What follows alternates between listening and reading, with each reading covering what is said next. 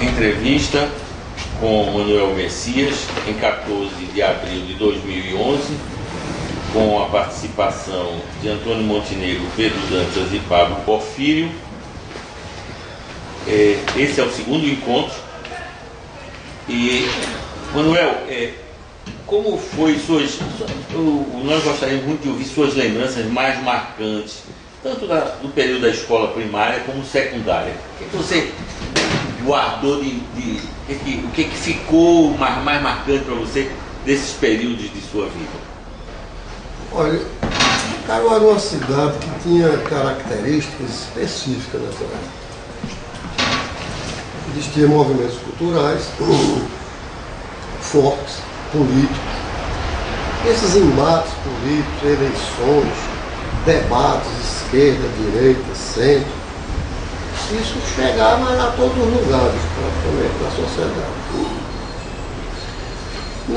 Na escola primária, eu estudei no grupo de Vicente Monteiro, que a diretora era a professora Sinhazinha, muito famosa por ser uma grande educadora. Ela é até avó de um grande amigo meu. E a professora Sinhazinha, esse grupo Vicente Monteiro, se não me engano, ele era federal. Era a única escola pública que tinha em Caruaru. Era uma multidão de estudantes. Uma coisa grande, grandiosa. Com inspetoria federal, nas provas e tudo. E a partir daí, eu encontrei bons professores no primário e também grandes amigos, ainda meninos, como Severino de Souza Pepeu, que eu me lembro mais, um jornalista, morreu recente, né?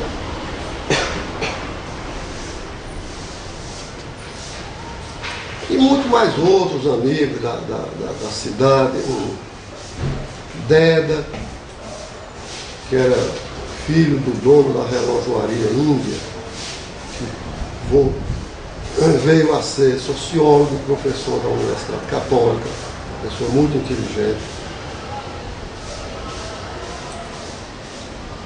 E outros mais. Então isso foi marcando esse contato com a ciência, com as discussões que a própria sociedade participava, né? Toda a sociedade é uma coisa minúscula, Caruaru, nessa época, uma cidade pequena, né? Mas de uma efervescência dos debates, da política, até chegar no curso secundário, no colégio, né? Curso colegial. Para entrar no curso colegial, tinha uma prova de admissão, uma espécie de vestibular, que acabou depois com o futuro e tal. Não fez falta ninguém, que era mais uma seleção elitista, muito na raiz ainda. E aí eu tomei contato no colégio do Caruaru com bons professores que já estudavam história, filosofia. Eu fiz o curso clássico, onde tinha filosofia, o professor Hermógenes, era uma pessoa muito inteligente, o professor Veras, Heleno Torres, o professor Adélito, que ensinava matemática, sempre com um conteúdo científico, mostrando para que é que servia. Ele media, falava de raiz quadrada e depois demonstrava com um cordão que era a altura, toda a função. Então aí se deu geralmente a minha busca, não é, por uma sociedade diferente. devido a estes debates. Havia debate nacionalista, conferências. Eu assisti várias conferências do professor de Direito aqui, o Pinto Ferreira? Pinto Ferreira. Ferreira ia muito a Caruaru. Depois Caruaru passou a ter o bispado, o bispo também fazia várias conferências. Nessa época surgiram os padres progressistas na França, né? Bepierre, Maritain. E nós assistimos Isso era o que? Década de 60 já? Não. Não, isso é antes. Isso é década de 50. É, 50. Década de 50. E aí, em face desse debate, foi-se criando, nós fomos participando, né, indiretamente desse debate, através da união dos estudantes, da representação de cada classe que nós tínhamos. Nós organizamos, fundamos o ESC, União dos Estudantes Secundaristas de Caruaru, onde as salas de aula tinham seus representantes. Esses representantes formavam o conselho da UESC. Esse conselho é quem aprovava as políticas, os grandes movimentos e as contas da entidade. Um órgão democrático e de responsabilidade. Eu fui eleito representante da minha classe. Então eu era conselheiro nessa época. E discutia-se muito a questão nacional no Brasil, nessa época, através de vários livros que foram lançados, que nos chegaram às mãos. Eu cheguei a organizar um movimento nacionalista, o Centro de Estudo Nacionalista de Caruaru. E participou também Vigílio, que hoje é juiz, até aposentado, escreveu um livro recente. Vigílio de quê? Campos. Vigílio Campos, Romero Figueiredo. Romero Figueiredo. Francisco de Assis Claudinho, que é escritor atualmente. É Chico de Assis? É o Chico de Assis? Não. É outro Francisco? Cici, a gente chama o apelido dele de Cici. É outro. Francisco de Assis Claudinho.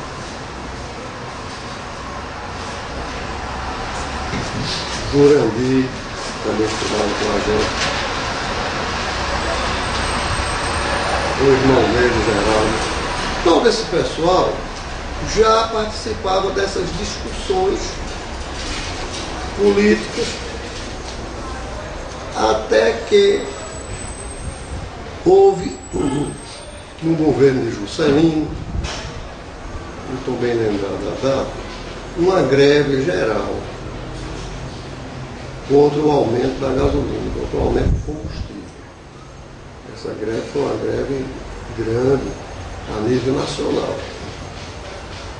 E em Caruaru, o comando da greve participavam os empresários donos de ônibus, proprietários também de automóveis e os estudantes. Esse movimento era um movimento forte, praticamente paralisou a cidade. Ficou apenas a rede ferroviária funcionando.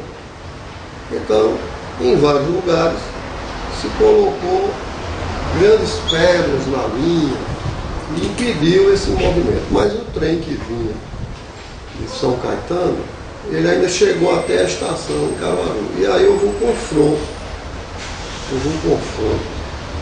entre policiais e estudantes, e até alguns trabalhadores dessas empresas de transporte rodoviário.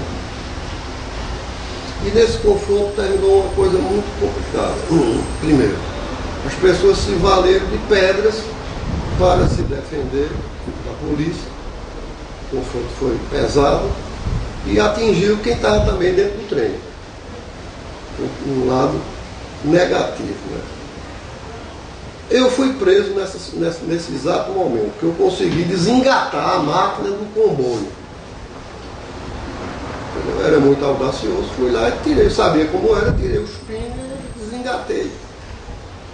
Quando eu saltei do lado errado. Só o João não tem muita tática, né, para as coisas. Então eu saltei do lado que estava a polícia, fui preso. Quando eu fui preso, aí houve um movimento muito grande na cidade. Eu era conhecido. Fui preso eu e um trabalhador.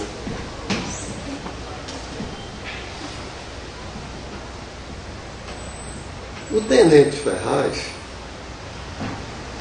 que era amigo nosso, já estava aposentado, ele era do Partido Socialista, foi do Partido Trabalhista e depois do Partido Socialista. O pai de Socorro Ferraz, que é do Departamento de História da Universidade Federal. Né? Ele botou a farda dele e foi lá na delegacia para me soltar. Quando ele chegou lá, a delegacia estava coalhada de gente, de estudantes. E eles foram obrigados a me soltaram o trabalhador que estava lá, que inclusive parece que tinha levado também uma pedrada, uma cacetada, uma coisa assim.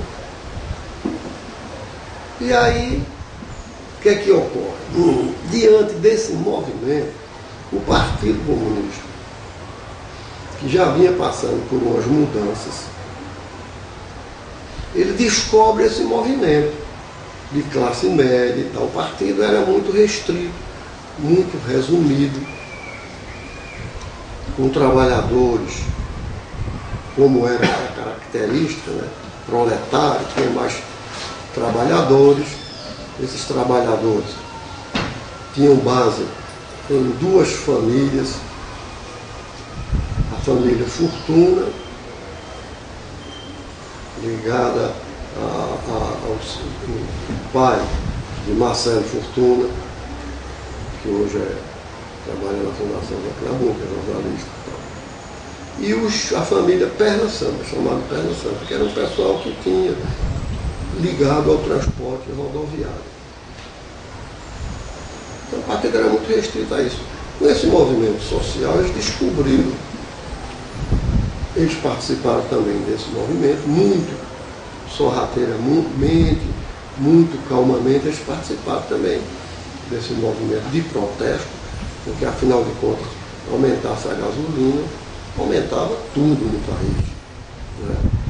E nós estamos hoje vivendo um pré-problema, que é a gasolina, o petróleo aumentando e o atual presidente da Petrobras dizendo que vai aumentar a gasolina. E a presidenta, que é assim que ela quer que chame, é o mais correto, gramaticalmente, então, a presidenta não quer aumento. Já tem um processo inflacionário que está hoje, entendeu? Não está bem. Não é alarmante, mas não está bem. E se vem um aumento da gasolina, claro que vai dar mais força a um processo inflacionário que pode se tornar sem controle. Não é o caso atual. Então, naquela época também existiam essas características. As coisas no Brasil parece que se repetem. E como dizia Karl Marx, tudo que se repete é como uma farsa, né? As coisas se repetem cada vez mais falso, cada vez mais mentiroso, cada vez mais oportunista. Ô Manuel, e essas pessoas do partido que estavam acompanhando o movimento e depois se aproximaram, quem era? Quem era o partido nessa época lá? Tinha uns Perna Santa, eu falei, né? Como chama? Perna Santa, família Perna Santa, tinha a família Fortuna. Agora, a direção do partido era Abdias Bastos Lé. Abdias Bastos Lé. Bastos Lé. Esse senhor, morreu recente. Ele era o secretário político do partido. O partido era organizado, Carol. Muito bem organizado. Para ser uma cidade pequena, sem um movimento operário, sem sindicatos. Né? Ele era o secretário político. Ele é Bastos Lé. Tinha outro que era também um pequeno empresário que fabricava colchões, se chamava Ernesto do Colchão. Ernesto do Colchão? Ernesto do Colchão. Ele fabricava colchões e tinha um número grande de trabalhadores. E esse povo que era uma família, lidava com ele, era um pessoal ligado, era também do partido. Ele era o secretário de organização.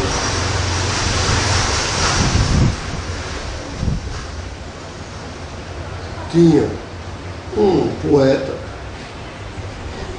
eu esqueço o nome dele, agora ele chamava mais o poeta da fome, ele sempre fazia versos com as questões sociais.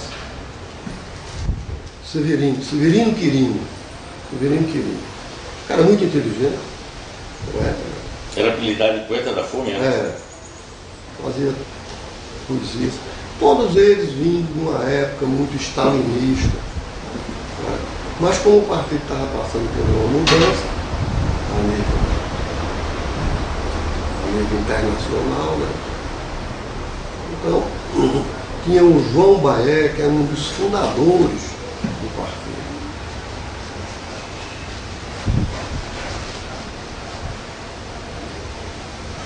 Tinha um outro companheiro, que eu estou esquecendo o nome dele agora, que ele era oficial do Exército, aposentado, né?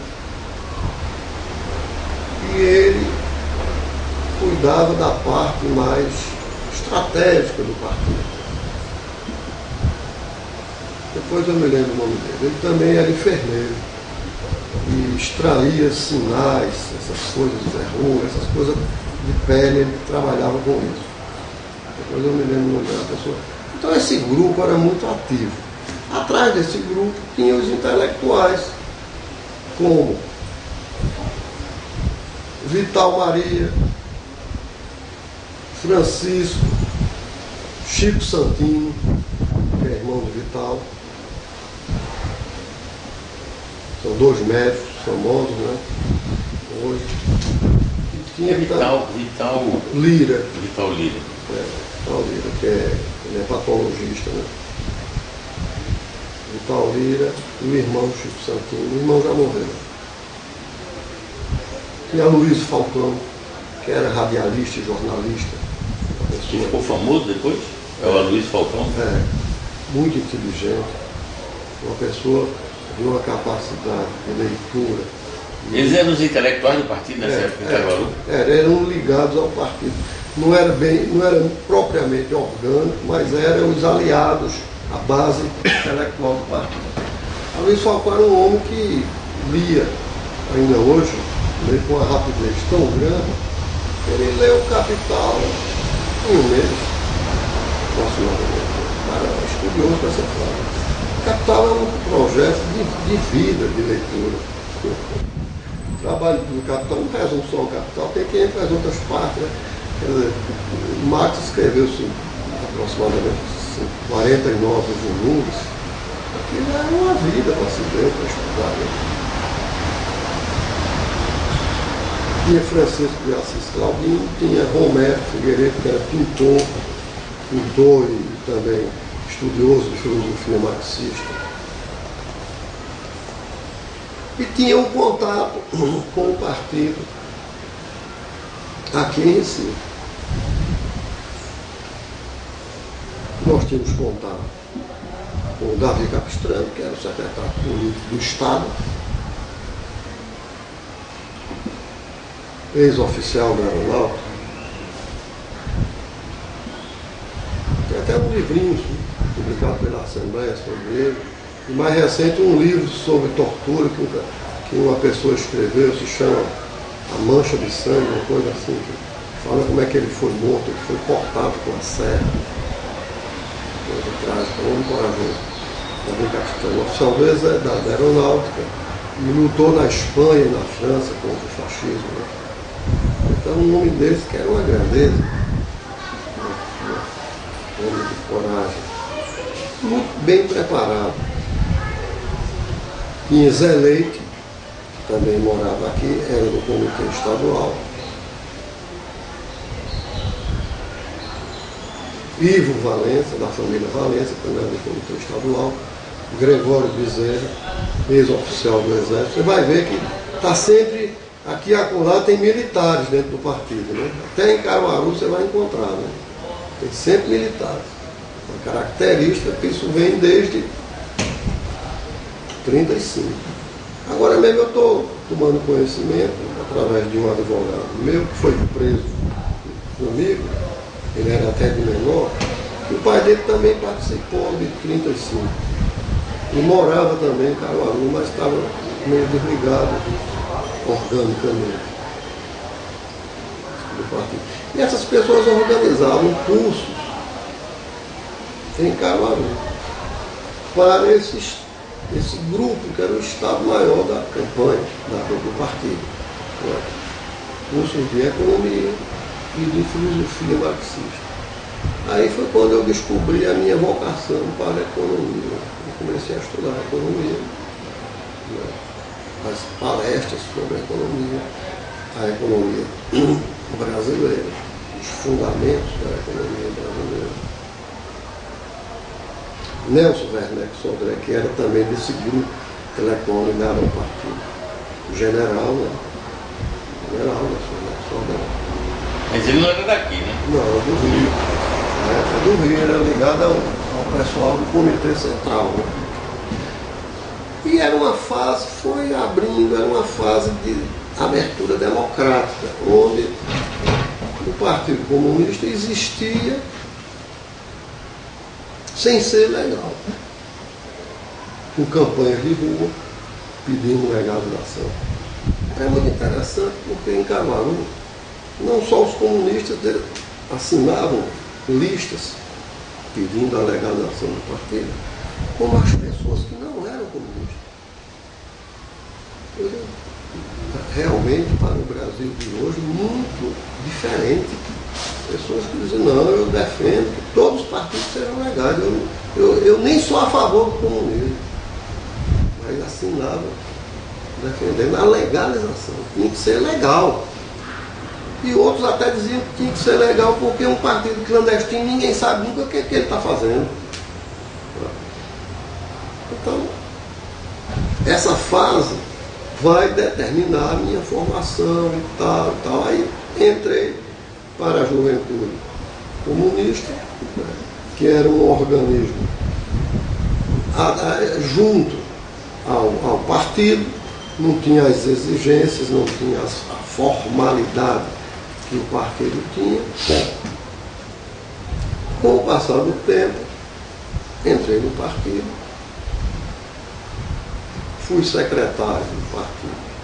Em Caruaru? Caruaru. Fui no partido em Caruaru. Fui secretário de organização durante um período. Isso tudo intercalado com eleições municipais em Caruaru, que nós ganhamos a eleição com o seu João Lira, filho. Eleição para presidente da República, nós perdemos com o Marechal Lott. Eleição com o Juscelino, que nós ganhamos, o partido participou ativamente. Que ano mais ou menos você ingressou no partido? Você passou da juventude para o... Para o partido, eu tenho a impressão que aí por volta de 58, 59, 60, por aí. Certo. Eu saí do Exército praticamente, se não me engano, em 57. Eu já tinha contato com alguns elementos do Partido Comunista dentro das Forças Armadas. Era toda uma coisa. Você fez CPUR? Foi? Complexa. Não, eu fui para a tropa, eu fui para o 14RI. Meu objetivo era um objetivo político. Eu fui para lá e... Mas quando você foi servir, já foi servir Já estava dentro do partido? Já estava na juventude. Já está certo. Estava na juventude. Eu fui para o partido, fui para a Companhia de Canhões Anticarro. Mas dentro da infantaria, né? Aí são coisas que também não interessam muito, né? Estratégia, tático militar, estudo militar, que a gente também fazia. Todos nós fazíamos. Mas na frente eu vou explicar que eu, inclusive, fiz um curso e mostrou no Estado Maior do Exército Brasileiro. Depois, muito tempo, depois do golpe. Então, o partido vai se organizando. Eu, com a eleição de Arraes para o governo do Estado, que nós participamos bravamente na campanha de Arraes. Caruaru já participava no Agreste. A gente já participava não só no Caruaru, mas no Agreste, São Bento, São Caetano, Pesqueira, toda essa área do Agreste e até o Sertão, a gente se deslocava nos lojas que estavam mais perto, para fazer os comícios, para trabalhar na campanha política. Com o advento de Arraes, ao governo do Estado, a loteria do Estado, o Estado tinha uma loteria, que era o que é hoje o jogo de bicho. Esse jogo de bicho era legal, era bem diferente do que é hoje. E se chamava Loteria do Estado, e o bicho corria através da loteria. Toda tarde saía o bicho, era publicado nos jornais e tal. Essa loteria funcionava para financiar bolsas de estudo. Há de convir que nós tínhamos pouquíssimos colégios estaduais. Caruaru nem tinha. Tinha 2 colégios privados. E o federal? Esse federal era um grupo só do primário. Só até a admissão. Aí pegava ali e parava. Foi um grande erro, né? A gente também depois analisou isso. Foi uma escola tão grande, campo de futebol, tinha tudo, participava da parada de 7 de setembro, com um grande espaço. E depois que terminava o primário, quais eram as 2 escolas privadas que tinham? O diocesano já não? Não, Colégio de Caruaru, de Luiz Pessoa. O outro era o Colégio 7 de setembro. Todos 2 privados? Todos 2 privados. O Colégio de Caruaru passou a ser colégio diocesano quando o Luiz Pessoa vendeu a diocese. Fez um negócio com a diocese, com o bispado de Caruaru. E o 7 de setembro, os protestantes também fizeram um acordo lá com os velhos professores antigos lá e também tomaram conta desse colégio. O primeiro colégio estadual, fomos nós que lutamos para criar esse colégio. Foi um colégio Lia Salgado, ainda no final do governo de Juscelino. Começou a ser organizado. Lia Salgado era a esposa do ministro da Educação de Juscelino Kubitschek. Como ela tinha participação na vida cultural, em homenagem a ela tinha falecido, em homenagem a ela se botou o nome dela, Lia Salgado. Esse colégio foi feito praticamente por nós na rua, fazendo coleta de dinheiro para fazer campanha, para fazer publicidade. O primeiro colégio. Depois aparece o outro que é um colégio estadual, colégio do Estado. Mas isso já depois no final já do governo Arraes. Bem, voltando ao partido. Voltando à Arraes, vocês trabalharam pela campanha de se eleger, você estava falando da Loteria do Estado. A Loteria do Estado, sim, que é para voltar a essa parte do partido. A Loteria do Estado precisava de uma pessoa que entendesse do assunto, que fosse uma pessoa de posição política, favorável ao governo e de princípios honestos. Então o Abdias Bastos, né, que era o secretário político do partido de Caruaru, ele tinha uma loteria em Caruaru, uma casa desse jogo da loteria. Ele conhecia profundamente. Então, fez um apelo para que ele assumisse a direção da loteria. Ele veio para Recife. E aí houve uma eleição no partido e eu fui eleito. Não por maioria, não por unanimidade, mas por maioria simples. Eu fui eleito secretário político do partido, era muito novo. Né? Mas a ideia era de formar um partido no meio da classe média, no meio dos estudantes. Então, por isso, eu fui eleito secretário político do partido. E, ao mesmo tempo, como secretário político, eu fui escolhido pelo governador para ser subsecretário do Estado, que naquela época se chamava Delegacia da Secretaria Assistente.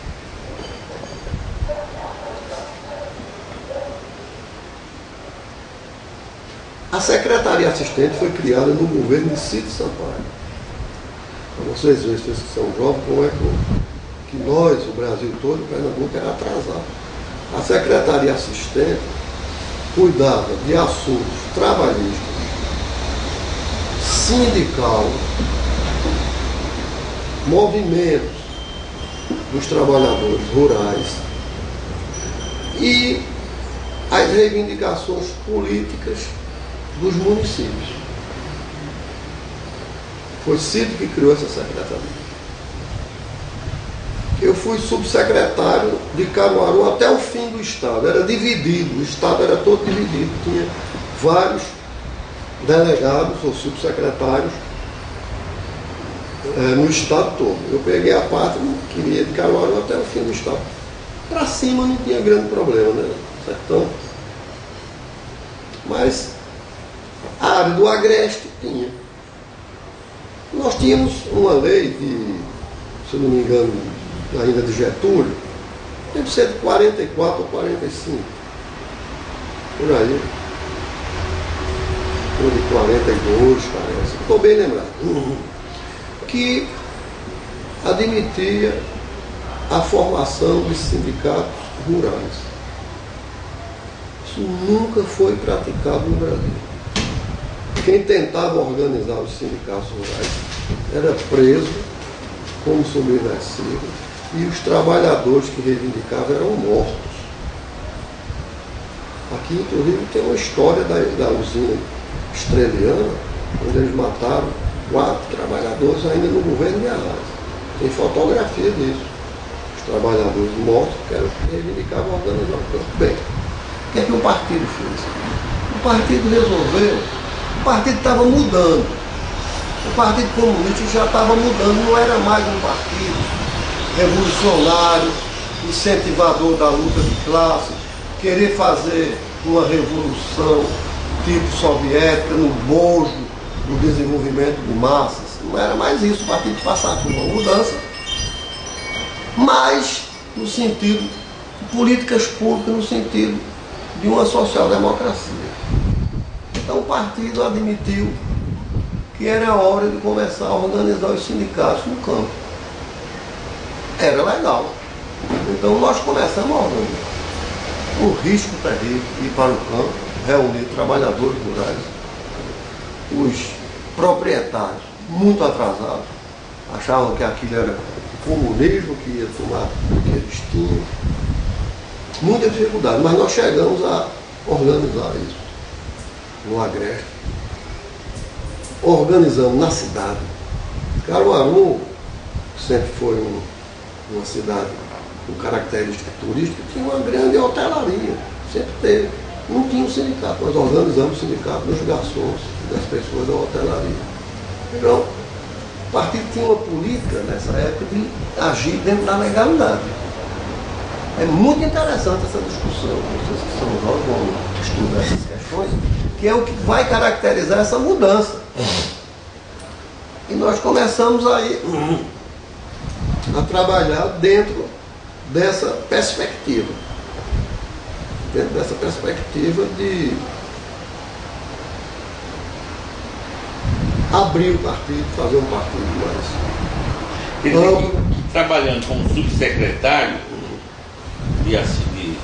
na Secretaria de Assistente, você colaborou na criação também dos sindicatos. Claro, aí era a parte legal, eu aliava dois trabalhos, um que era do partido, que era separado, e outro da secretaria. Na secretaria. Agora, já que você atuava de Caruaru até o sertão, porque Caruaru é quase a boca do sertão, não é Salgueira que é a boca do sertão, não é? Mas de qualquer forma seria Agreste Sertão. Como era a concorrência? Porque a gente sabe que a disputa pela sindicalização tinha o SORP, né, o Serviço de Orientação Rural da Igreja, que também trabalhava, e tinha as ligas. Como era nessa área de sertão e agreste? Havia disputa? Não? Como é que era? Havia, eu até esqueci de falar, ia voltar. Havia, por exemplo, o Partido Comunista ele fez uma aliança com os setores progressistas da igreja. Nós atuávamos em comum acordo. Foi a grande mudança que o partido foi sofrendo. Ele atuava junto com as forças da... Tanto é que em 64, eu cheguei a Pernambuco no dia do voto, com uma viatura que era da diocese episcopal de Caruaru. Senão não passava nos caminhos. E tinha as ligas camponesas e um setor minúsculo do PCdoB, que nessa época já havia mudado o nome do partido. Né? Já era a luta contra o stalinismo, contra o culto à personalidade. O Stalin morre em 53. Já era Khrushchev que defendia uma nova política, acabou com a Internacional Comunista e defendia uma nova política para os partidos comunistas. Em primeiro lugar, eu até já falei isso da outra vez, em primeiro lugar, os partidos comunistas deveriam se nacionalizar, ter características nacionais. Então os partidos comunistas mudaram de nome. Os partidos comunistas, na primeira Internacional Comunista, na segunda e na terceira, que Stalin acabou com ela, porque estava dando prejuízo às alianças que ele queria fazer com Hitler no início e depois com os aliados. Criava um grande problema e ele fechou a Internacional, a terceira Internacional. Então os partidos comunistas se chamavam assim, Partido Comunista de Portugal, Partido Comunista da Argélia, Partido Comunista do Brasil. Então era como a Internacional Comunista, era como se ela tivesse em cada país um partido que era representante seu.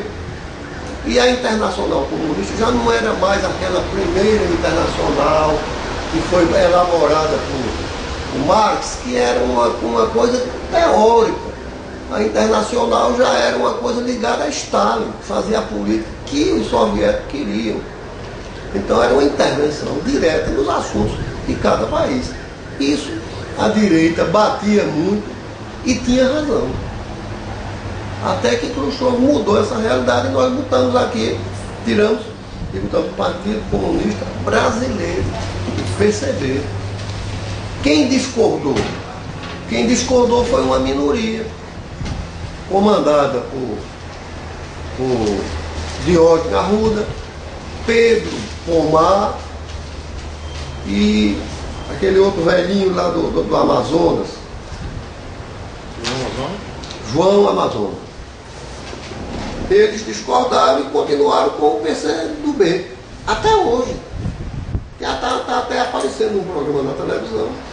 E o camarada diz, olha, o PCdoB é o Partido do Socialismo, tem experiência, tem 89 anos, não sei o que. Quer dizer, exato, eles pegaram a sigla que foi fundada, né?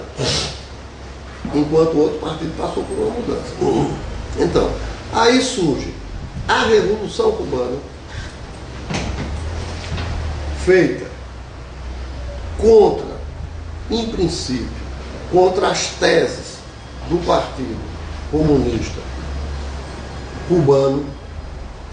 O Blas Roca, que era o secretário-geral do Partido Comunista, ele se aliou ao grupo de Fidel Castro praticamente no final. Ele e Camilo Cienfuegos. Camilo Cienfuegos, inclusive, foi assassinado, ninguém sabe como. Ele saiu da cidade, de uma cidade para outra, e o avião desapareceu até hoje.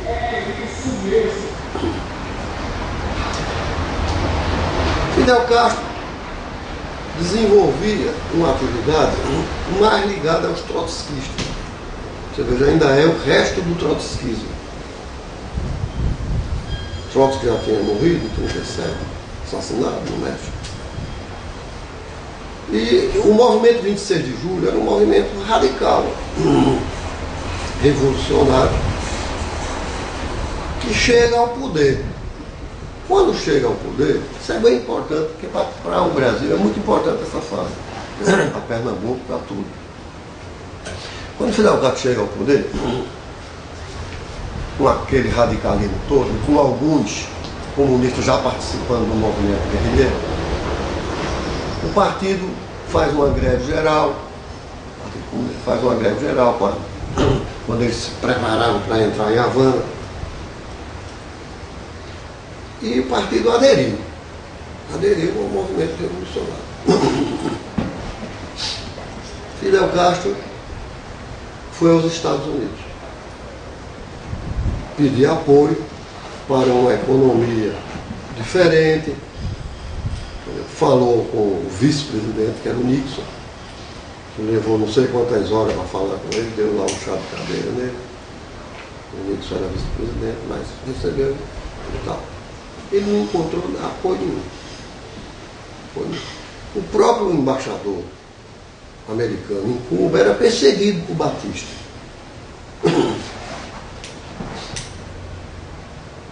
Ele não encontrou apoio nenhum, veio ao Brasil.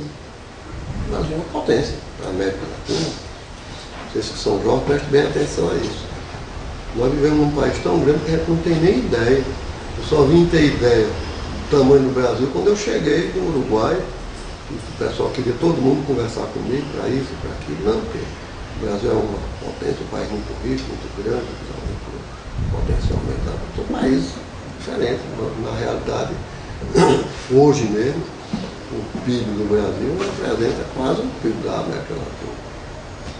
Junto, né? Sempre foi assim, então, muito importante a América Latina.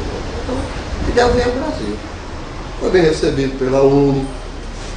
Tem até um amigo meu de Caruaru, Hugo Martins, que era Hugo Martins? Hugo Martins, que era do partido. Era do partido também. Depois saiu, né? É, no final agora, né? Aliás, ninguém nem saiu propriamente, o partido acabou-se, né? O comunismo acabou e desmontou. Então o Martins até esteve presente, viu o Fidel Castro.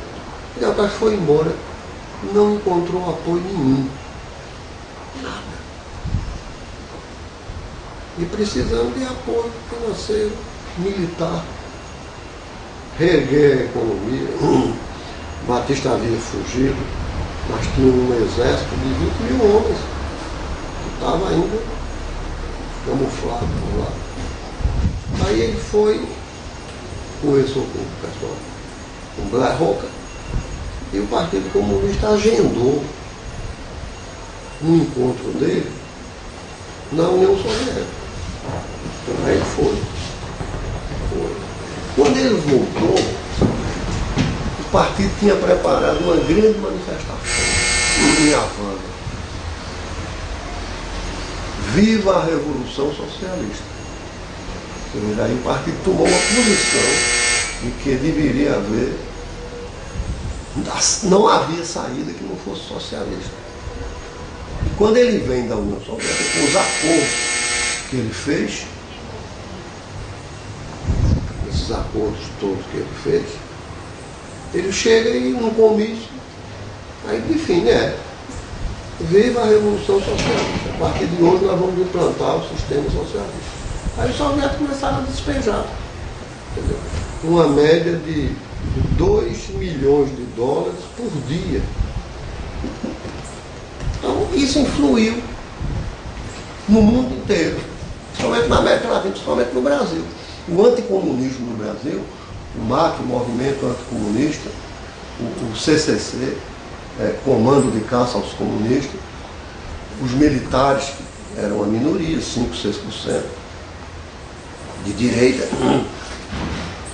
começaram um grande movimento para confundir o que estava sendo feito aqui. Nós estávamos fazendo uma política democrática, de avanço democrático, e eles conseguiram fazer com que isso fosse desvirtuado, mostrando que isso era o comunismo, que Cuba estava aí, tal. Bem, nesse exato momento, Cuba busca apoio nas ligas camponesas. Esse é o grande problema. Então, algumas pessoas do Partido Comunista passaram para as ligas, como Clodomir Moraes. Clodomir Moraes era do Partido Comunista, foi deputado estadual e queria brigar, queria dar tiro. Então, ele foi para as ligas. As ligas começaram a mandar gente para Cuba para fazer treinamento de guerrilha. Um pessoal despreparado, sem organicidade, sem sigilo. Essas pessoas começaram a ir para Cuba, voltavam. Cuba investiu muito aqui. Se comprou várias fazendas no Brasil e em Pernambuco para fazer o foco da guerrilha. Era a teoria do foco. A teoria do foco. A guerrilha, ela não surge na cidade, ela surge no campo. Então já é uma teoria que foge da teoria analítica de Marx e até da Revolução Russa e até da teoria de Mao Tse Tung, que são os movimentos urbanos. Eles partem que Cuba inovou. O movimento é um movimento que parte do campo. Mas Mao Tse Tung também não foi do movimento do campo para a cidade? Mas ele começa numa cidade, Beijing, se não me engano, e ele vai passando pelas cidades, ele sempre passa pelas cidades. Aí faz a grande marcha, não é? A grande marcha, quando ele chega com milhões de. Então, a ideia, o Debré, que escreveu um livro sobre Cuba, ele definiu. Disse que era como uma mancha de óleo dentro d'água. Que soltava um pingo de óleo dentro d'água e ela vai se espalhando. Então essa era a teoria da Revolução Cubana. Esse pequeno núcleo ia se estendendo.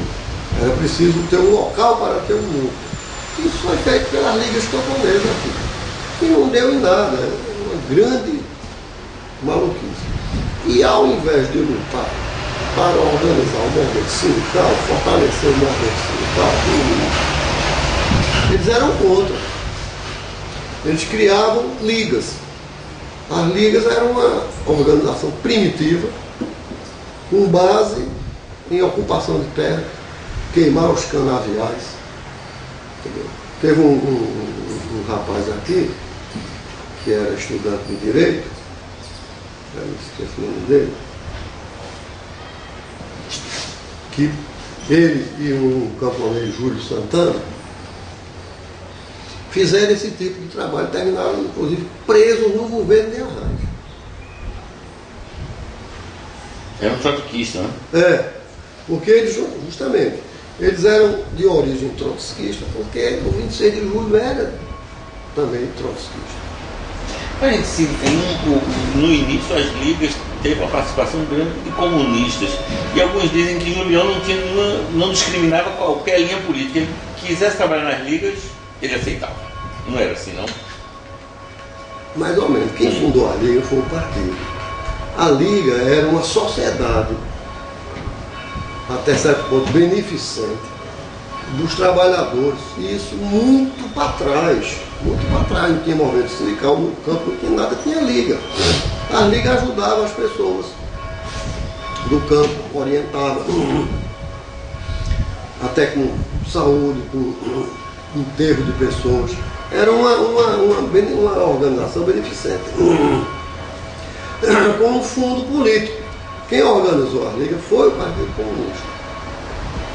Quando o Julião vem para cá e ele tenta criar as ligas, ele faz até um congresso que refunda as ligas, aí a liga dele é outra coisa. E as ligas que eram do Partido Comunista já não existiam mais, viraram sindicatos rurais. Por exemplo, o sindicato da Zona da Mata,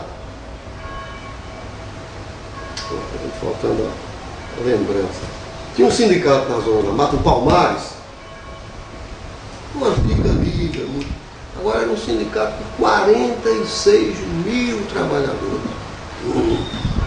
Onde Gregório atuava muito, né? Onde Gregório atuava muito, ele foi para lá. Ele, no dia do golpe, ele foi para lá para tentar a resistência.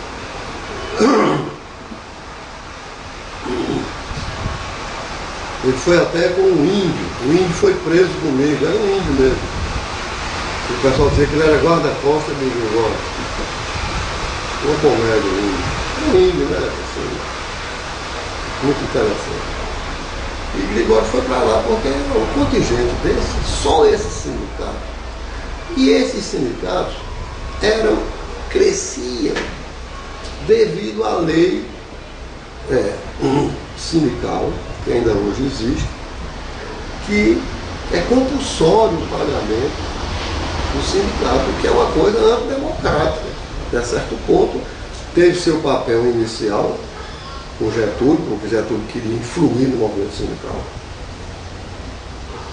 Eles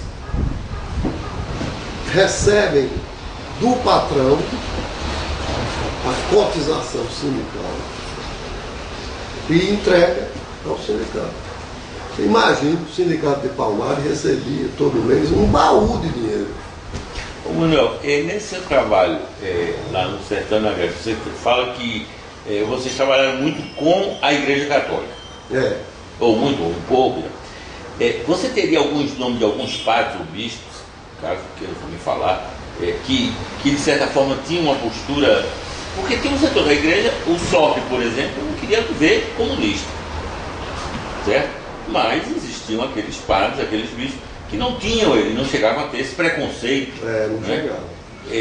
Você mesmo lembra que você voltou no dia do golpe, de carro, no carro da São Sérgio. Nós tínhamos contato, por exemplo, com alguns padres em Caruaru. Tínhamos contato com o padre Alípio e Melo. O padre Alípio e Melo discordavam da SOP, né? Esse pessoal, mas a juventude católica estava do lado dos padres que estavam lutando na legalidade. A Joque, Juque. Esse pessoal estava dentro desses princípios mais abertos. Nós tentamos fazer alguns comícios em Caruaru. Nós chegamos a fazer uma passeata muito ligeira, trabalhadores rurais.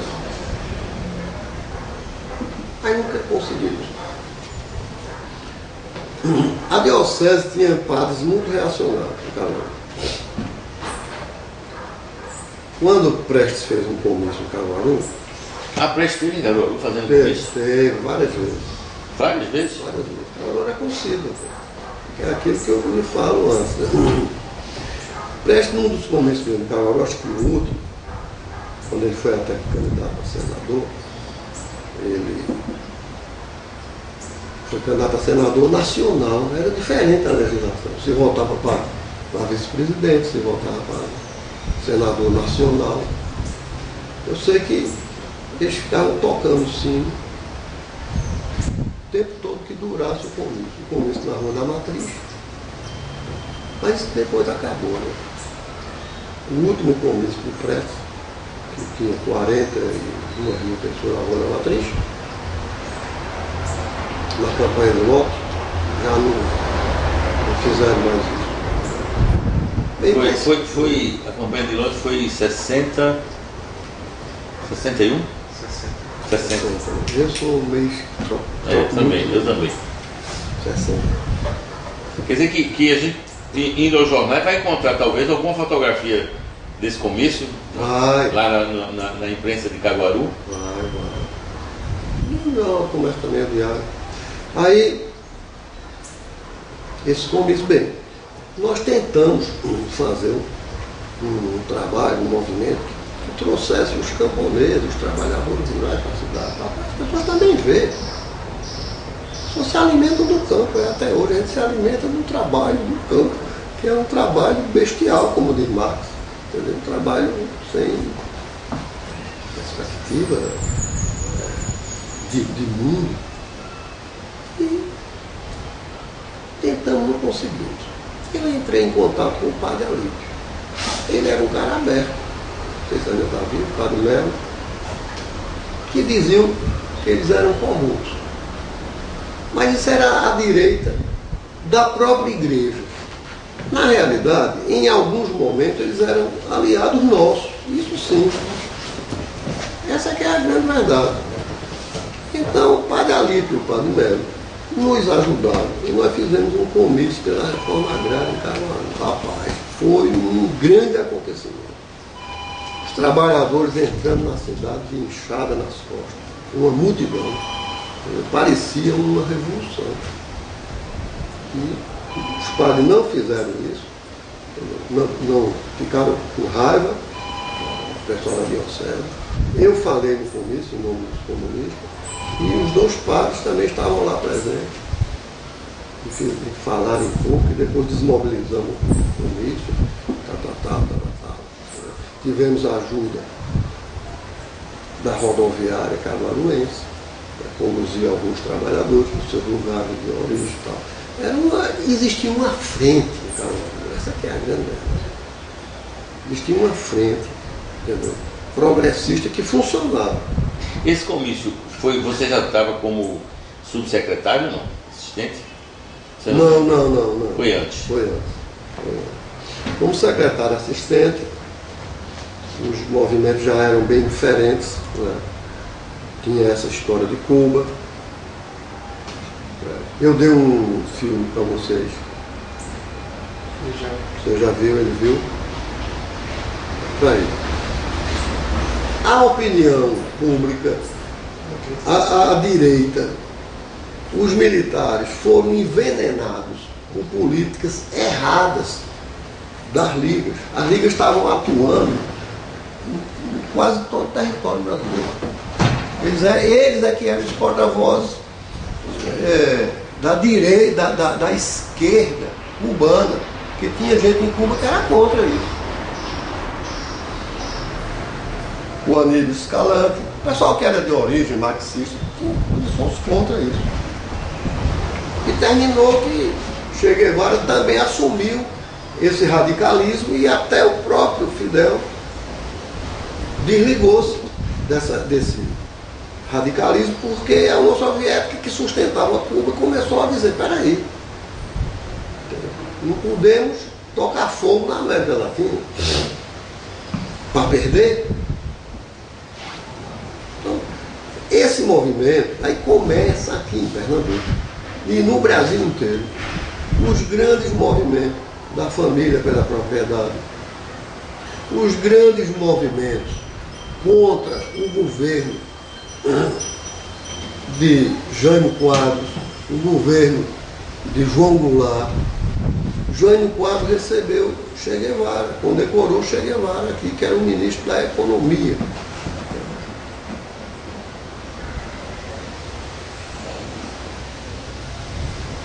Mas... E até conta uma piada, diz que Fidel perguntou, quem é comunista aí? Aí o Che Guevara levantou a mão. Disse, pronto, então você vai ser o ministro da Economia. Eu disse, mas não tem nada de economista. Você não disse que era economista, rapaz? Não, eu entendi comunista. Tem essas piadas, né? Manuel, mas vamos voltar ao momento do golpe, quando você chega aqui em Recife, em 64. Então, como é que... Antes disso, teve esse comício. Como nós defendemos uma tese legal de que Jânio Quadros havia aderido e mudado a política diplomática. Jânio Quadros mudou a política diplomática, aquele doido. Tomava uma na escada. Chegou uma vez que estava no bêbado. Ia falar no convite, não podia nem subir na escada. Eu estou falando. Havia muito, né? Então, Jânio Quadros mudou a política. Nós fazemos uma campanha nacional, o partido fazia uma campanha nacional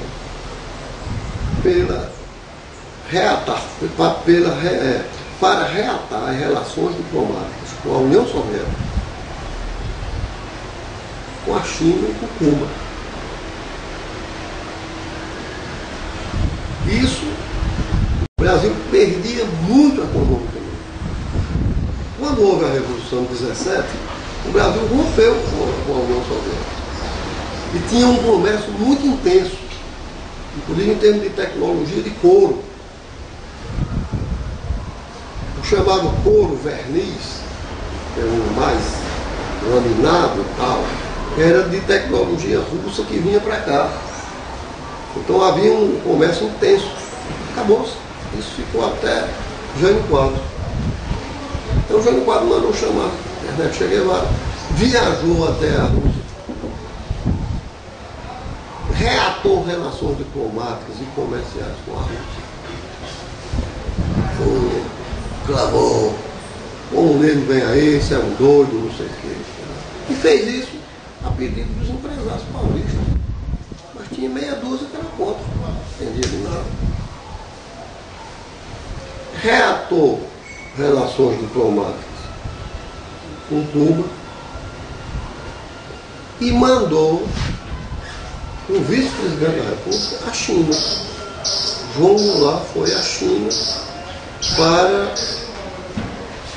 reatar relações diplomáticas. Foi com uma delegação imensa de empresários. Já foi recebido pelo parlamento do povo, onde ele teve um discurso genial, muito inteligente. Procure que existe isso na literatura, nos filmes. Ele falando por que ele estava ali, o que era o Brasil. Muito inteligente o discurso dele. Bem, essa era a parte legal de autodeterminação dos povos. Nós tínhamos uma bandeira legal, defender a autodeterminação dos povos. Cuba era comunista, então o povo de lá queria. Não significava que a gente aqui ia fazer o comunismo aqui, em Cuba. A gente diferenciava, procurávamos nos diferenciar das ligas camponesas e do partido, e do PCdoB. Bem, aí, justamente, quando houve o golpe, antes do golpe, nós criamos um movimento nacional de autodeterminação dos povos, onde a gente fazia comícios, palanques de solidariedade à Revolução Cubana e de autodeterminação dos povos. Era esse o esquema. Aí estavam presentes as forças que compunham o governo, já o governo de João Goulart. PTB, PSD, o Partido Socialista, o Partido Comunista, o Partido Republicano, o Partido Liberal, tinha vários partidos. O Brasil tem uma tradição de ter um monte de partidos. Então, essa frente de sustentação do governo João Goulart é quem fazia essa situação legal. Legal. Entendeu? Nesses comícios nossos, também começaram a aparecer esses comícios na América Latina. Engraçado isso, acho que foi mais uma orientação russa, de Khrushchev. A América Latina começou a se manifestar pela autodeterminação dos povos. Não era a favor da Revolução Cubana, era o direito dos povos ter relações com quem quisesse, com quem determinasse. Então, esse movimento foi crescendo. E aí os americanos começaram a testar esse movimento. O Time Life mandava para qualquer país que tivesse esse tipo de manifestação máquinas para filmar, para ver a densidade disso. Era um estudo que os americanos estavam fazendo. E eles vieram para cá. Houve um grande comício de solidariedade a Cuba e a autodeterminação dos povos em Recife.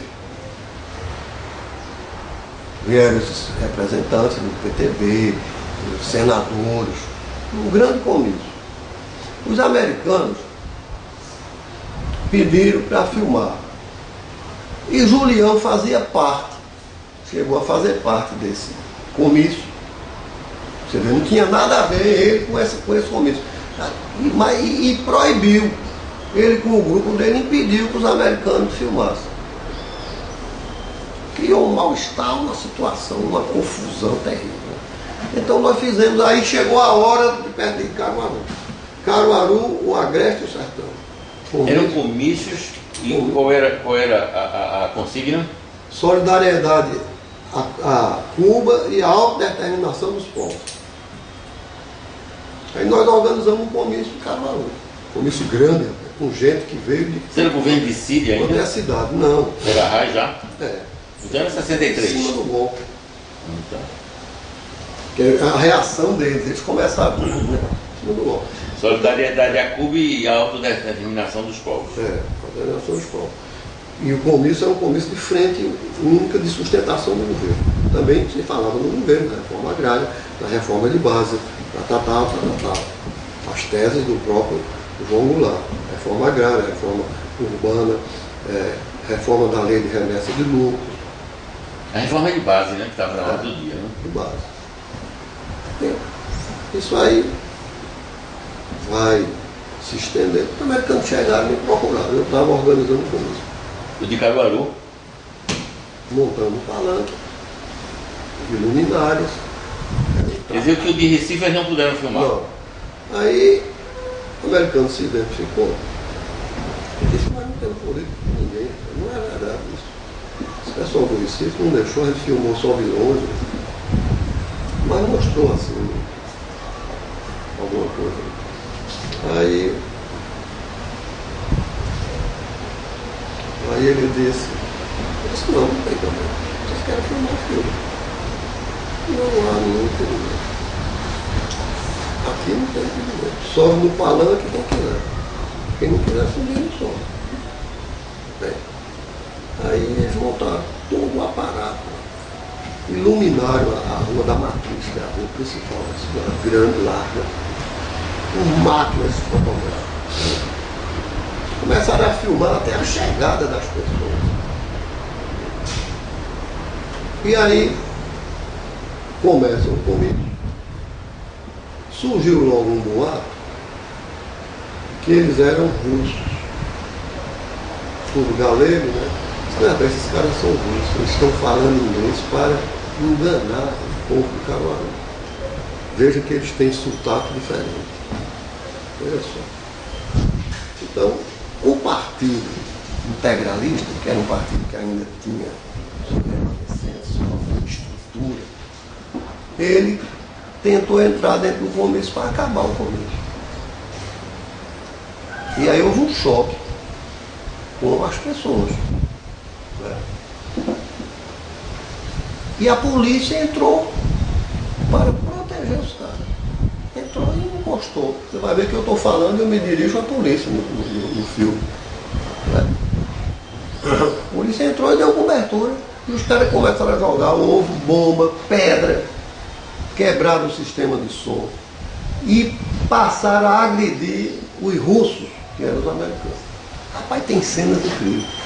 Quebrando o material de filmagem dos americanos, e os americanos enfrentando no soco. Luta campal, pá, pá, chega virava assim, entendeu? Estavam quebrando tudo. E o comício lá, eu falando, Davi Capistrano chegou, falou Fernando Florento, de Caruaru, grande intelectual, falou Celso Rodrigues, que tinha sido o nosso candidato a prefeito lá, tinha até perdido a eleição, era um jornalista, ligado a Lamartine Tato, era o pessoal do PTB.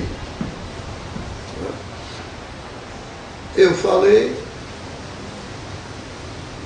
depois de mim falou Gregório, E aí chegou o Julião. Ele não estava metido nesse negócio lá. Chegou, rapaz, com uma guarda armada do tamanho do mundo. Chegou e ficou embaixo do palanque. Disse, não subo.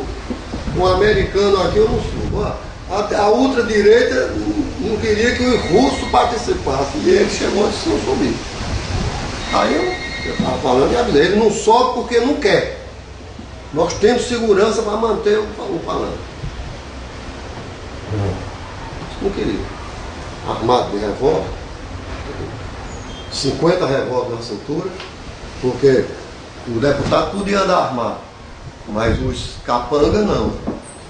Então os capangas ficavam junto dele e ele com 2 cinturão de revólver. Se houvesse necessidade, o pessoal era tirado ali. Mas você não vai falar porque não quer, então eu fui lá em cima, subi, pedi para falar de novo. Aí acabou o comício. Foi acabando quando nós encerramos praticamente. Aí eles tomaram de assalto o resto do comício, quebraram o som, quebraram tudo. Um vandalismo, terrível. Quem tomou de assalto? O povo do Julião? Não. O pessoal da integralista. Os integralistas. O pessoal do Julião não quis falar e não quis briga, foi embora. Foi embora. Bem, isso era justamente os motivos, entendeu? Então, isso já era os princípios do golpe se manifestando em tudo quanto era canto. Certo? Já tinha havido um atrito comigo em Brejão. A Arraes mandou que eu fosse lá para reintegrar um trabalhador na posse de sua terra. Um proprietário, um grande proprietário, tomou a terra. Ele veio ao Palácio do Governo, descalço, reclamar.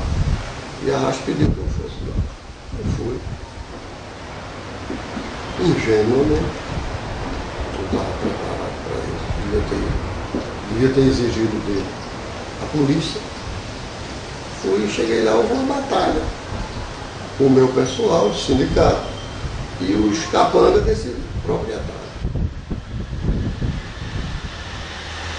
Quando eu fui atrás da polícia, já era tarde. A polícia foi, garantiu a reunião do sindicato e tal, mas já era o anticomunismo. Chegando, né? Os comunistas que estão aí. Então, já era uma coisa organizada. Cada canto tinha que haver. Isso aí. E nós vamos chegar até 64, onde o golpe vai para a rua. Vai para a rua e não encontra resistência. Nem do povo do Julião, muito menos deles, que era desorganizado, e uma coisa de gente jovem que nunca tinha pego nenhuma arma, queriam fazer uma revolução armada. O Julião foi preso no interior, acho que foi, nem foi aqui, foi no Goiás, onde eles tinham fazendas. Compraram fazenda onde fazia guerrilha, treinamento, isso aqui, chamava a atenção dos vizinhos. Era o foco. A mancha de óleo que ia depois se espalhar. Coisa ridícula. Então, vai por aí, o Julião não resiste, e o Partido Comunista não resiste. Não resiste porque ele não queria resistir. É outra história que tem que ser muito bem estudada. O partido tinha consciência que não havia condições para se resistir. Tinha informações da Rússia, da União Soviética, de que os americanos estavam em alto mar, podiam desembarcar no Rio Grande do Sul, São Paulo e Pernambuco. Isso hoje está provado. Na época era ideia. E nós não tínhamos preparação militar, não tinha Estado maior. Durante o golpe, no decorrer do golpe, poderia ter havido um remendo militar, mas faltou comando ao partido e não sei. Talvez até tenha sido era um derramamento de sangue muito grande, porque mataram muita gente, prenderam 2 milhões de pessoas, mataram mais de 3 mil de tortura e tiro. Imagina se tivesse, né, havido uma reação. Então, o golpe inaugura uma nova... O dia do golpe, a sua chegada em Recife, como foi esse momento? Como foram esses dias, chefe? Eu acho que são memórias preciosas, né? É. Primeiro tem Caruaru, né? Sim. Agora é uma das poucas cidades que reagiu militarmente.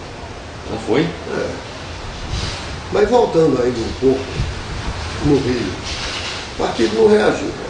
O ministro, o Oswino Alves, que era o Marechal Oswino, ele e o partido pediu a João Goulart para ser nomeado ministro da Defesa. Ele era ligado ao Partido Comunista dentro das Forças Armadas. O Partido Comunista tinha uma organização muito secreta dentro das Forças Armadas. O Oswino era ligado a essa organização. E o João Goulart não nomeou. O Brizola pediu para ser nomeado. Me nomeei ministro da Justiça, que eu resolvo esse problema. Ele não nomeou. O general Crua falou com o João Goulart, disse: me nomeei ministro da Defesa, que eu vou prender todos os líderes sindicais do país e vou arrasar com a ultradireita. Agora eu não tenho condições de atacar a direita com esse movimento sindical na rua. E João Goulart respondeu: se eu não posso fazer isso com os meus aliados, meus companheiros. Tipo, interessante, né? O presidente que está cai ou cai, né? E aí sobrou o coronel, o brigadeiro Teixeira, sobrou o brigadeiro Teixeira, que pediu autorização para bombardear a tropa de Mourão Filho, que estava se deslocando para o Rio. E pelo que eu soube, já é conversa entre cúpulas políticas, do que eu soube já em Paris, é que o João Goulart também disse que não ia fazer isso, que aquela tropa era uma tropa de recrutas, que ele estava botando na linha de frente para queimar. E assim não houve reação. Não houve reação de maneira nenhuma. Bem, Caruaru, quando estourou o golpe, por acaso,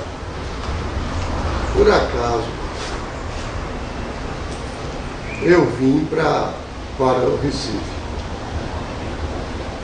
logo cedo. 31 de março. É. Se eu não me engano, eu vim no dia 30. Dia 30.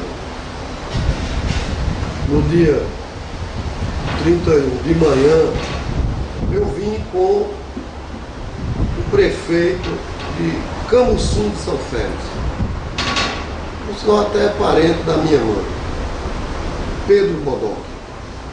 Pedro Bodoc? Família Bodoc. E ele foi várias vezes, terminou até antes de morrer, foi de novo prefeito lá. Eu levei ele para falar com o governador.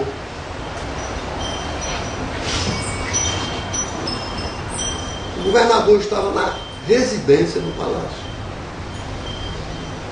Eu subi com ele. Eu tinha trânsito livre no palácio, subi. Lá esperando aquela confusão. De repente começam a chegar as notícias.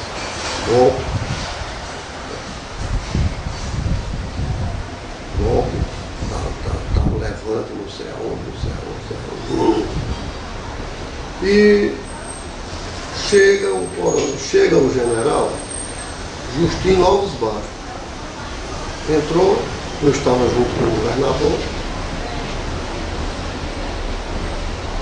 E ele disse: eu vim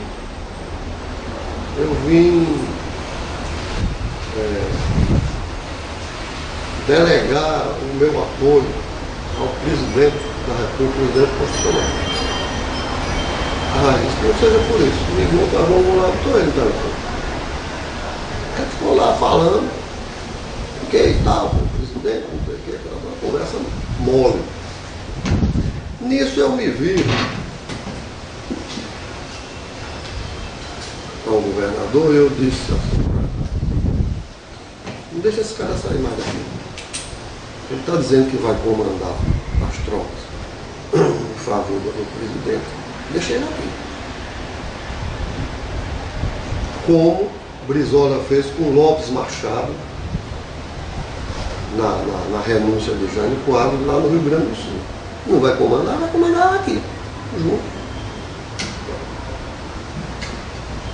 Aí chegou o coronel Humberto Freire, que era o secretário de Segurança, chegou o coronel Trench, comandante da Polícia Militar, que era irmão de Eros Trench, que era da direção do Partido Comunista. E começaram a reunir, e eu participei dessas conversas um pouco, né? Não houve condições de conversar sobre um plano. Eu tinha um projeto para Cambuci de São Félix, porque a minha secretaria também era de contato político com os políticos municipais. Eu tinha esse projeto, mas nem cheguei a tocar no assunto. A Raiz estava preocupada. Eu me manter aqui, eu não tenho e tal. Aí eu saí, fui para Caruaru. Peguei o carro direto para Caruaru, rápido. Aí fazendo um corte. Conversando com a rádio. Na avenida de Ducho Murrado, na Argélia. Nós entramos num café, ficamos lá conversando várias horas. E aí eu lembrei esse fato. E ele disse, eu mandei que o comandante não deixasse ele sair, prendesse ele lá. Você vê, 20 anos depois, o comandante não teve condições. O palácio já estava cercado por tanques.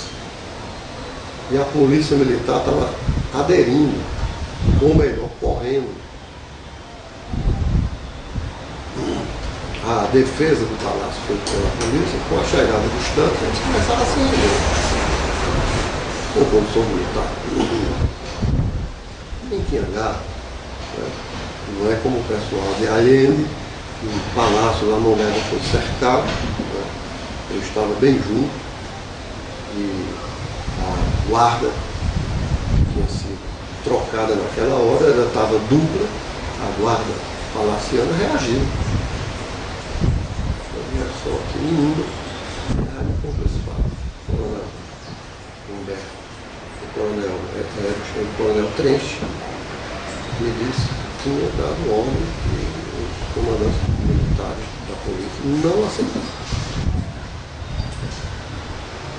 Então, tudo isso decorre de uma falta de planejamento a nível de Estado maior, a nível de estratégia e tática contra o golpe. Quer dizer, não houve reação. E muito menos existia uma revolução comunista. Isso é mentira. Isso é uma grande mentira dessas pessoas também. O partido estava engajado numa luta democrática. E os deputados eleitos, as últimas eleições, davam um percentual muito favorável às forças progressistas. E é isso que amedrontou os militares. É que eles nunca foram democráticos, nunca aceitaram o jogo democrático, o livre pensamento, a livre iniciativa, entendeu? Eram pessoas muito fechadas, meia dúzia de militares, no resto dúzia. Eles nunca aceitaram isso e colocaram na cabeça da tropa e de pessoas desavisadas de que existia uma revolução comunista e tal no Brasil. Isso não é verdade. Agora, voltando para Caruaru. Em Caruaru, nós tínhamos uma visão de que o golpe era possível.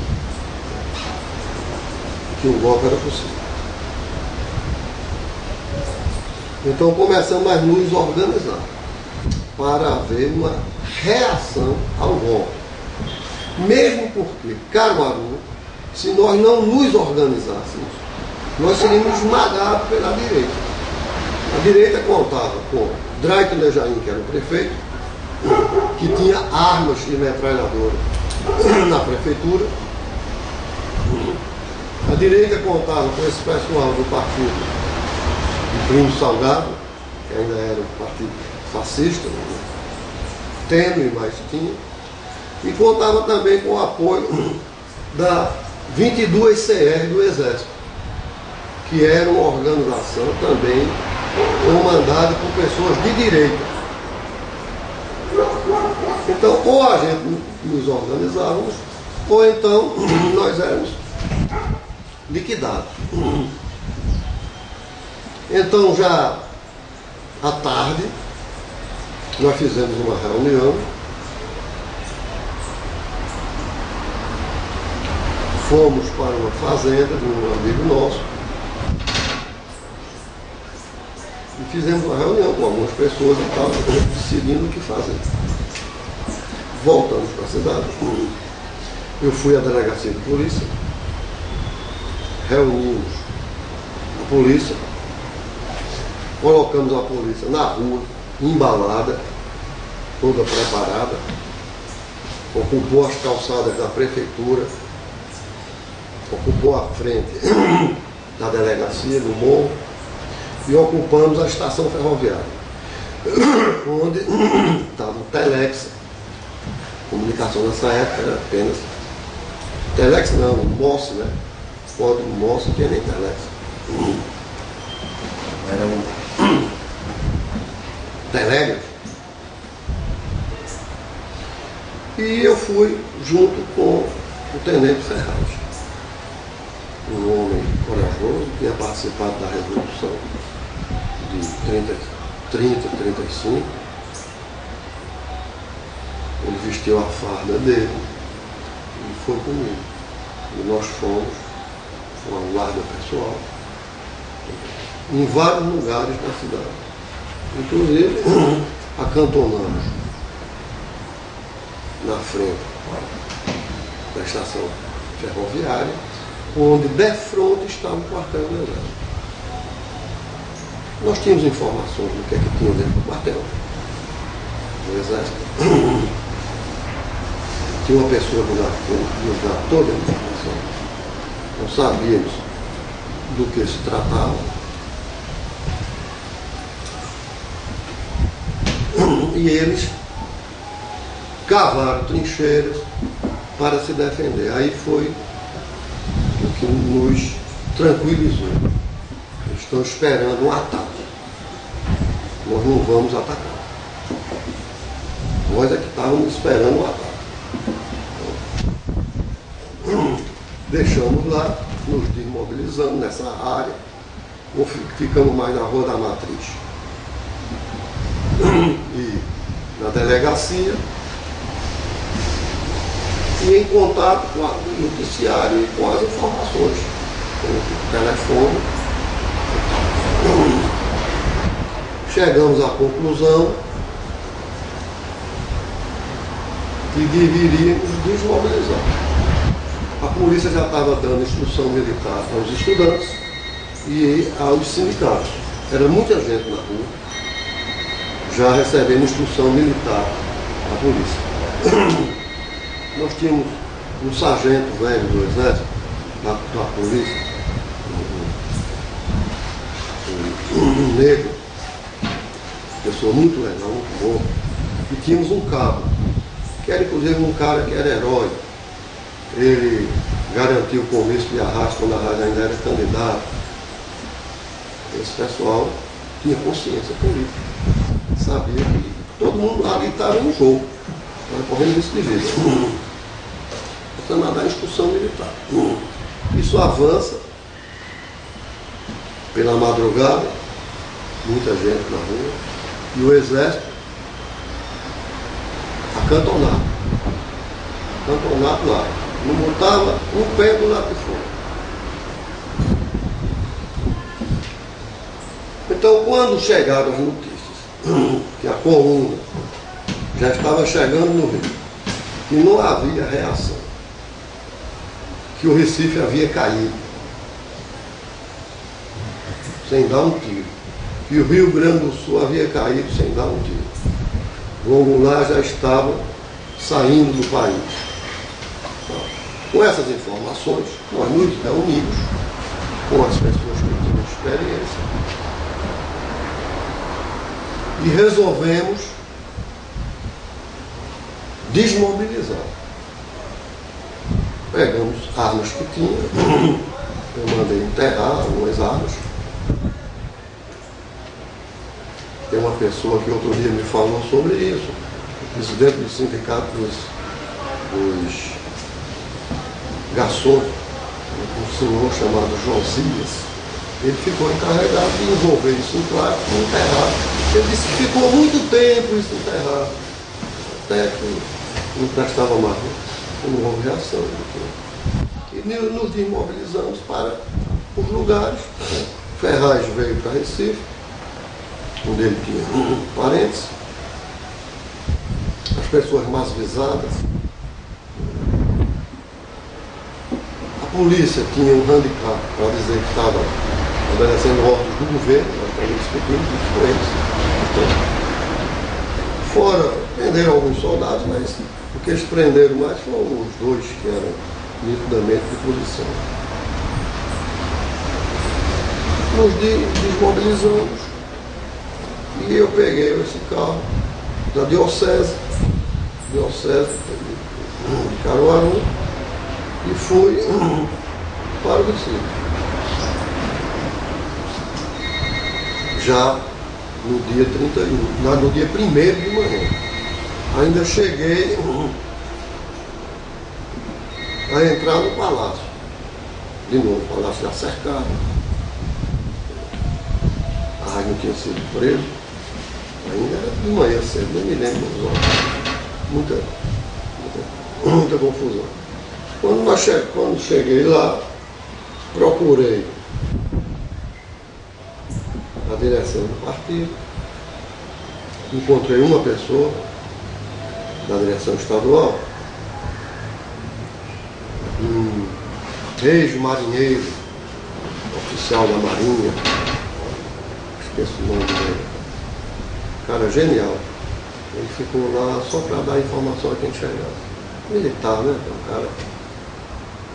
Ele disse, não, o que manda a ordem é dispersar, tentar se esconder para ver a reação, como é que isso vai ficar. Se houver reação, a gente só pode reagir organizadamente. O filho desse rapaz morreu outro dia. Depois eu me lembro o nome. Aí, tenha cuidado, não venha mais aqui não, que nós estamos sendo vigiados. Aí foi quando eu saí, encontrei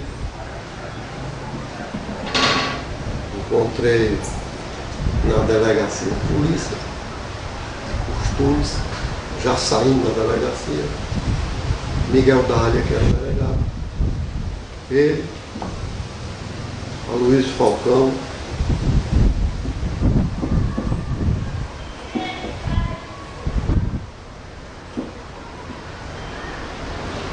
e mais outras pessoas, não sei se Hugo Martins.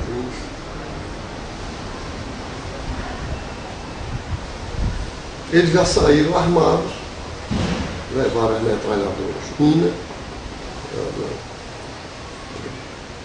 e nós saímos nesse jipe.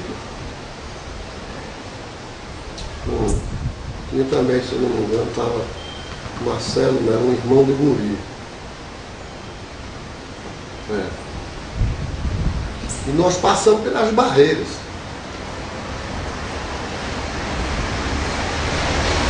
Passamos pelas barreiras porque tinha um oficial do Exército de Caruaru que a gente dizia, não, a gente está aqui foi fulano de tal que mandou que um parente dele, a tropa abria, passava, fomos até para Rio Doce. Lá, nós tivemos uma casa reservada, na beira-mar, E aguardamos acontecimentos, ver o que é que se ia fazer. Os acontecimentos eram os piores possíveis. Prisão de todo canto, domínio, tinha reação. Não houve reação em canto nenhum. Os militares ficaram surpresos porque eles imaginavam que tinha uma grande luta. Os militares da direita, e não houve luta nenhuma. Os americanos surpresos porque nunca acreditavam que o Brasil caísse sem um grande derramamento de sangue. Está escrito agora, inclusive, o Lyndon Johnson diz isso, né? Para o embaixador Lincoln Walker.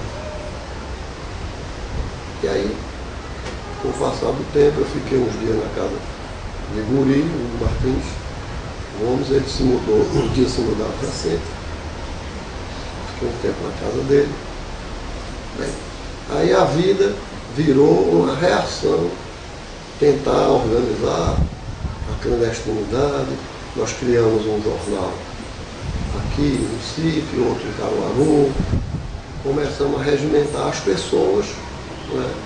Eu fui na casa de um amigo meu, de Romero Figueiredo, que era Caruaru, a casa de um parente dele, que eu já tinha estado lá várias vezes.